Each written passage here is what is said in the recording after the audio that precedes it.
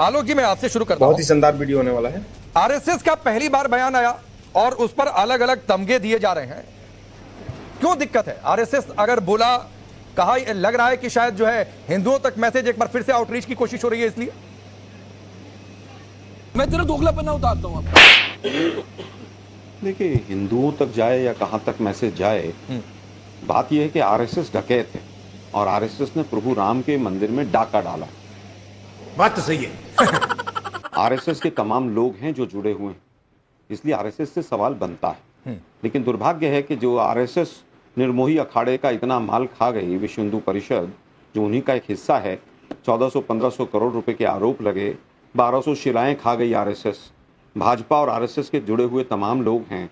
शुरू में लगा था चंदा चोर हैं ये, फिर बाद में लगा ये जमीन के लुटेरे हैं, अब तो पता चला कि ये चढ़ावे के डकैत। मुझे क्रेडिट नहीं चाहिए, तो साला बहुत नीच आदमी रहे। ये कई हजार करोड़ का मामला है, कम से कम 20,000 करोड़ रुपया गबन हुआ है। फिर एसआईटी का खेल हो गया शुरू। एसआईटी जिसके पास कोई पावर नहीं थी, फिर उसकी गोपनीय रिपोर्ट जो है वो ट्रस्ट के पास पहुंच गई। ट्रस्ट में 12 मेंबर मोदी जी के रिकमेंड किए हुए हैं, वो सब आरएसएस के लोग हैं। उसके बाद एफआईआर होती है तो एफआईआर इतनी कमजोर होती है कि जो आरोपी बनाए गए उनके पिताजी के नाम और एड्रेस तक नहीं लिखे गए।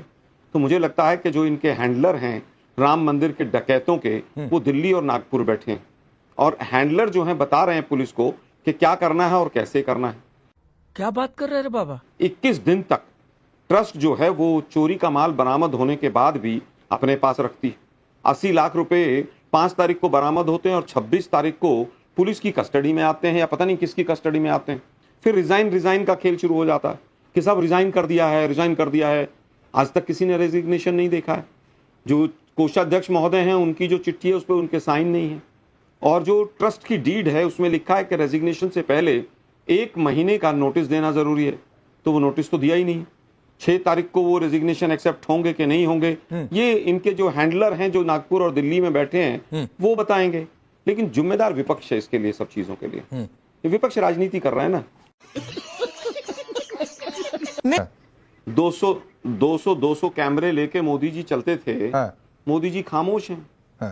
किसी की हिम्मत नहीं है कि उन ट्रस्टियों को ढूंढ लें। मुझे तो डर है कहीं चंपत राय, अनिल मिश्रा ये कहीं सरयू के किनारे ना मिले किसी दिन। खत्म। जज लोया दूसरा कांड ना हो जाए कहीं। सारा बाय बाय, इनके टाटा, सर पे फोड़ दिया। गुड बाय, और गया। हिंदुस्तान के मीडिया चैनल जो है वो रेजिग्नेशन और एसआईटी खेलते रह जाए। एसआईटी बहुत अच्छा काम कर रही है, बहुत अच्छा कर रही है। अरे जिस एसआईटी के पास कोई पावर ही नहीं थी, जिसकी 10 दिन में रिपोर्ट ही लीक हो गई, वो क्या एसआईटी है? ठीक। आपने सर कहा कि 20,000 करोड़ की चोरी हो गई, इस आरोप का क्या आधार है? ये कहां से नंबर आप लेकर आए? पहली बात। दूसरी बात है, आप कह रहे हैं कि लोया जैसा हो जाएगा, सरयू के किनारे मिलेंगे चंपत राय। बोलने दे, तकलीफ हुआ है बेचारे को। बोल।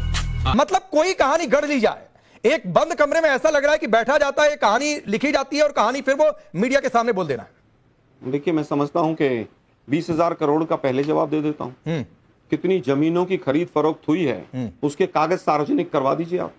मेरे सोर्सेज बताते हैं कि जो 1500 करोड़ का शुरू में 1981 से मामला शुरू हुआ, केवल शिलाओं का और जो घर घर जाकर पैसे मांगे गए वही 8-10 हजार करोड़ का रुपए का नहीं पता कहां है। आज जितने हीरे जवाहरात आए हैं उसमें बहुत बड़ी तादाद ऐसी है जो गायब है। ठीक। 200 किलो चांदी और 60 किलो चांदी और हीरे का हार, इनकी सबकी लिस्टें बनवा लीजिए आप, अगर ये 20,000 करोड़ से ऊपर ना चला जाए तो। आरएसएस के एक आदमी ने बताया मुझे, जो आज आरएसएस से सख्त नाराज है, कि आलोक जी आप कम बता रहे हैं, ये आंकड़ा और ज्यादा। नाम ले लीजिए। ब्रजभूषण शरण सिंह डरे बैठे हैं, वो जो बाबा जी हैं वो भी डरे बैठे हैं। सब नाम ले लीजिए राजी नहीं है। क्यों? क्योंकि बड़े जिसने आपको 20,000 का आंकड़ा दिया, आलोक जी नाम ले लीजिए। नहीं, नाम मैं कहता हूं उन्होंने तो मुझे 20 की जगह 35-40 का दिया, लेकिन नाम लेना उचित नहीं होगा। ठीक है, जांच चल रही है, होने दीजिए। ठीक। सभी को जय श्री राम। मैं स्पष्ट तौर से एक बात बोल देना चाहती हूं कि जो रामलला जी के मंदिर में हुआ वो अक्षम्य अपराध है, वो गलत है, और किसी भी सनातनी, किसी भी राम भक्त को वो किसी भी कीमत में स्वीकार्य नहीं है।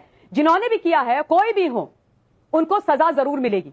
एक बात और बोलना चाहती हूं कि प्रभु श्री राम जी का जो मंदिर बना है ना, 500 वर्षों की तपस्या और इंतजार के पश्चात, उसमें मेरी और मेरे जैसे तमाम सनातनी राम भक्तों की आस्था लगी है, हमारा खून लगा है, हमारा पसीना लगा है, हमारा इंतजार लगा है, हमारी मेहनत लगी है और हमारा पैसा लगा है। और मैं यहां पर राकेश जी उन लोगों के मुंह से आज प्रभु राम जी के नाम पर राजनीति कतई बर्दाश्त नहीं करूंगी जिन्होंने जाकर के यह बोला था सुप्रीम कोर्ट में कि प्रभु श्री राम तो एग्जिस्ट ही नहीं करते हैं, वो तो है ही नहीं, वो तो काल्पनिक है। मैं वो लीडर ऑफ ऑपोजिशन के नेता से बात नहीं सुनूंगी जो विदेश में जाकर के बोलते हैं कि भगवान श्री राम काल्पनिक है। मैं उनसे आज प्रभु श्री राम की बात सुनूंगी। ये बड़ा भारी कुतर्क है। कांग्रेस पार्टी ने ही इस राम मंदिर के ताले किसने खुलवाए थे? वही कांग्रेस पार्टी ने खुलवाए। और कह रहे हैं हम तो चाहते ही नहीं थे। ना कांग्रेस पार्टी कोर्ट में पार्टी थी, ना वीएचपी थी, ना आरएसएस थी, ना बीजेपी थी। तो कौन लड़ रहा था लड़ाई? वो तो पूरे देश ने देखा। कांग्रेस पार्टी, मैंने कहा, कभी पार्टी थी ही नहीं। अगर कोई वकील मुस्लिम पर्सनल लॉ बोर्ड की तरफ से खड़ा था तो उसका अपना मत था। इसको कांग्रेस के ऊपर क्यों चिपकाया जा रहा है? आज भी वो सांसद कहां से हैं? सपा से हैं। उसके बाद कभी वो कांग्रेस में नहीं रहे। लेकिन आप तो एंकर हैं, आपको तो सोच समझ के बोलना चाहिए। क्या कांग्रेस उसमें पार्टी थी? क्या कांग्रेस का कोई वकील खड़ा था? तो कपिल सिब्बल तब कांग्रेस में नहीं थे। लेकिन आप लोग पूरी तरह से कोशिश करते हैं इस तरह का प्रोजेक्ट। मैं फिर कहूंगा, कपिल सिब्बल किसके वकील थे?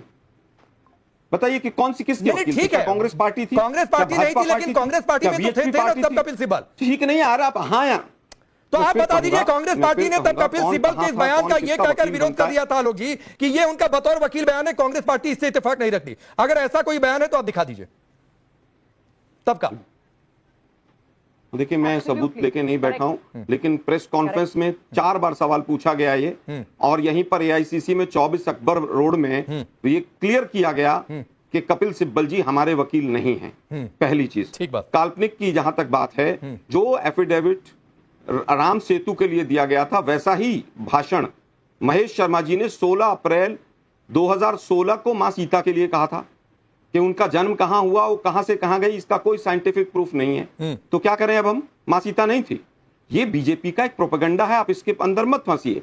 40 दिन में 70 बार डकैती हुई, मोहम्मद गौरी और गजनवी भी शर्मा जाएंगे। और दुर्भाग्य यह है कि बेशर्मी से लोग चोरों को बचाने का काम कर रहे हैं। हिंदू लोग जो हैं, जो इनके बीजेपी के कुछ लोग जुड़े हुए हैं, वो क्या कह रहे हैं कि हिंदुओं का पैसा था, हिंदुओं ने ले लिया तो क्या हो गया?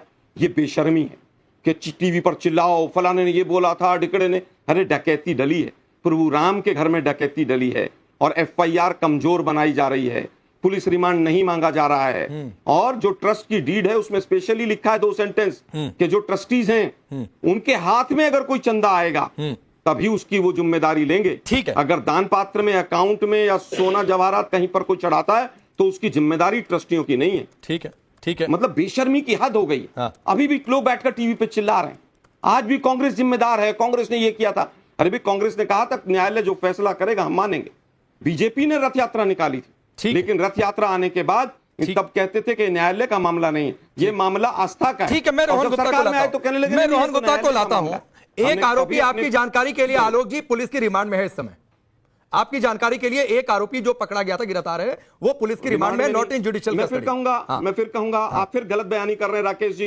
राकेश जी, आप गलत कह रहे हैं। क्या गलत कहा? पुलिस कस्टडी में, पुलिस रिमांड पे नहीं। ठीक है, दोनों चीजों में बहुत फर्क। आपने कहा पुलिस रिमांड पे, वो पुलिस कस्टडी में है, पुलिस रिमांड पे नहीं। ठीक है, मैं आता हूं, इस पर भी आता हूं। भाजपा का मोदीनामा पढ़ना बंद। अरे सर, नहीं पढ़ रहे मोदीनामा। दिक्कत यह है कि आपको कोई फैक्ट दे दो तो आप सीधे टैगिंग पर आ जाते हैं आलोक जी। आप लोग नहीं अच्छा लगता है ना ये, फिर दूसरा कोई आपको पलटकर टैगिंग कर देगा। मैं बिना फैक्ट के बात नहीं करता हूं, ये भी फैक्ट चेक आप जैसे एंकर्स ने किया। अब फिर वही बात है, मैं फिर कह रहा हूं, हाँ, हो गई टैगिंग आपकी। कस्टडी में है, पुलिस रिमांड पे नहीं। मैं आ रहा हूं इस पर।